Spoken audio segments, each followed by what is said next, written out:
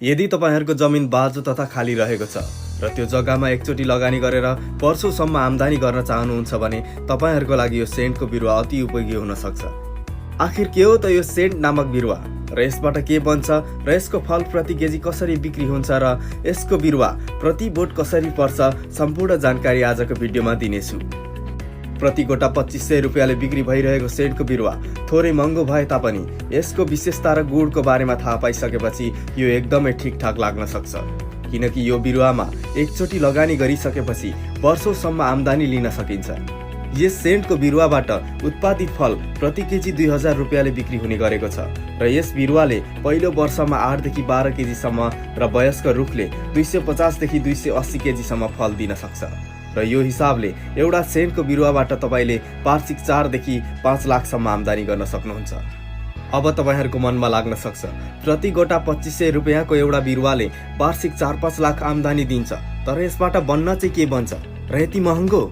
यो कुरा तपाईहरुको मनमा उठ्न सक्छ। यस सेन्टको बिरुवाबाट उत्पादित फलबाट विभिन्न वास्नादार परफ्युम, अगरबत्ती तथा युवा युवतीहरूले प्रयोग गर्ने विभिन्न फेसनेबल पाउडरहरू बन्ने गरेको छ र बाहिरी देशहरूमा सेन्ट फलको अत्याधिक माग बढेको छ। अब कुरा गरौँ यस सेन्टको अन्य जानकारी र बिरुवा रोप्ने तरिकाको बारेमा।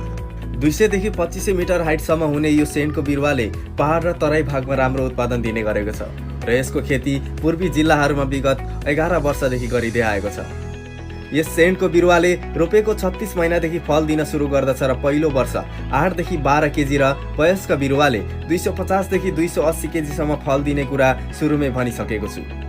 यो बिरुवा सुक्खै ठाउँमा पनि मजाले हुने भएकोले मल र पानीको खासै आवश्यकता पर्दैन र यसको फल बाँदर तथा गाई बस्तुहरूले पनि खाँदैन, किनकि यो आँप लिची कटहर जस्तो गुलियो फल होइन। यस सेन्टको बिरुवा रोप्दा कम्तीमा 15 फुटको फरकमा रोप्नु पर्दछ, किनकि यो 30-40 फुट अग्लो र 10-12 फुट पिजारिने खालको र वर्षौंसम्म बाँच्ने बिरुवा हो।